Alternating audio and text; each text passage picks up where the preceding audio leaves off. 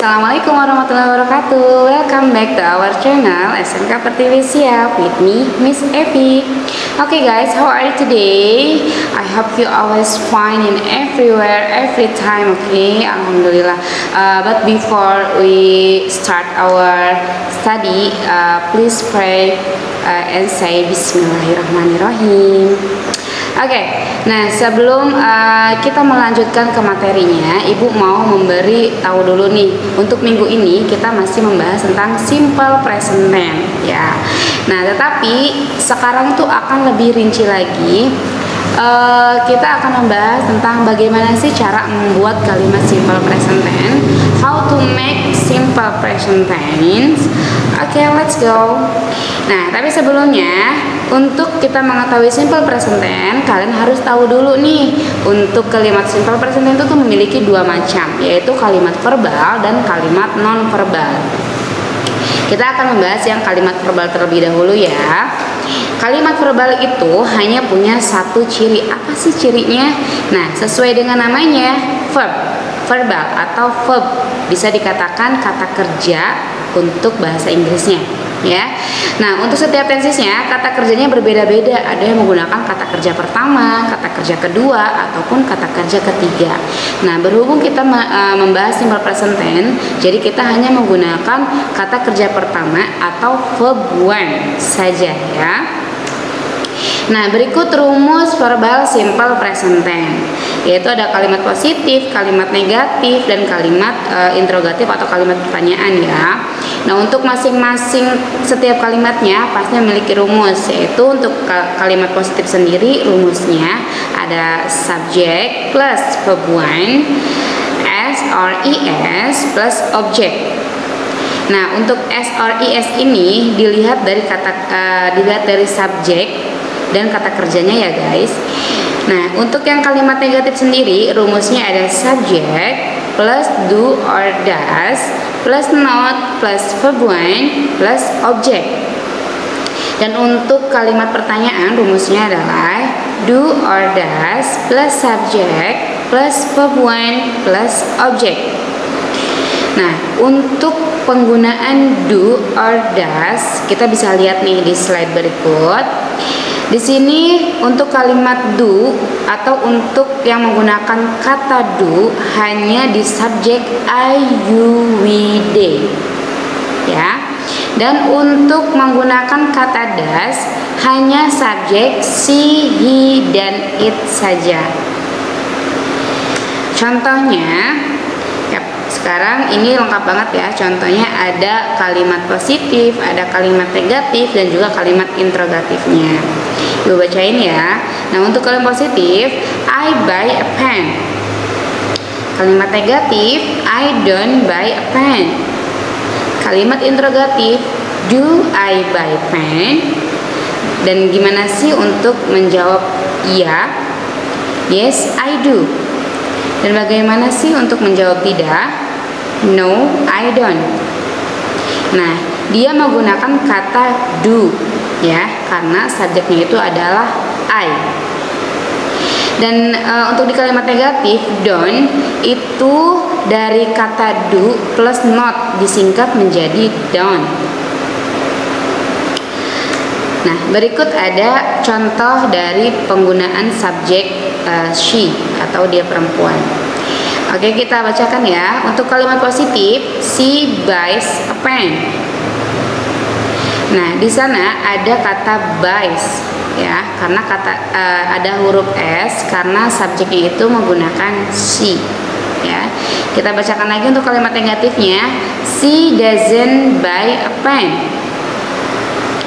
Nah, sesuai dengan pengertian tadi, untuk kata dan subjek yang menggunakan does itu hanya she, he, it.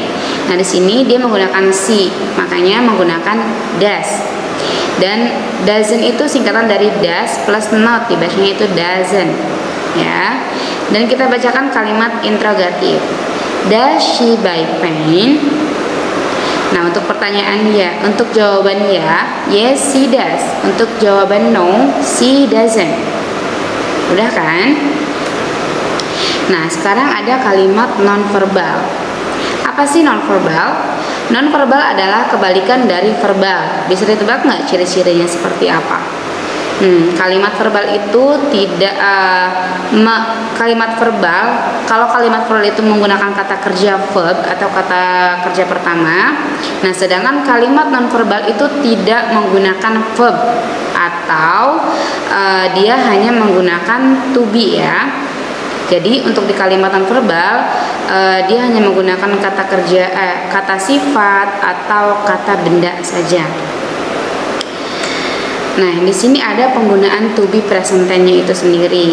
Di sana ada they, we, you atau lebih dari satu orang atau benda ya, menggunakan are. Sedangkan untuk kata ganti orang she, it dan he itu menggunakan is. Dan untuk kata ganti I atau saya hanya menggunakan in. Nah, berikut formula simple present tense non verb. Di sana ada kalimat positif, negatif dan interrogatif juga ya. Nah, untuk kalimat positifnya she plus to be is mr plus noun or adjective. Dan untuk kalimat negatifnya she plus to be is mr plus noun or adjective. Dan untuk kalimat interrogatif ada to be is mr plus subject plus noun or adjective. Nah, jadi to be itu hanya memiliki 3 ciri, yaitu is, mr.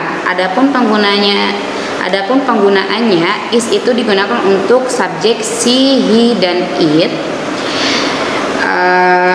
Dan penggunaan am itu hanya digunakan subjek I, dan penggunaan are itu hanya digunakan untuk subjek you, we, they ya. Dan di sana ada noun or adjective. Noun itu kata benda ya, dan adjective itu adalah kata sifat. Kita bisa lihat contohnya. Di sana juga lengkap ya, contohnya ada kalimat positif, kalimat negatif dan kalimat interrogatifnya juga. Oke, she is beautiful. Untuk kalimat negatif, she isn't beautiful. Kalimat interrogatif, is she beautiful?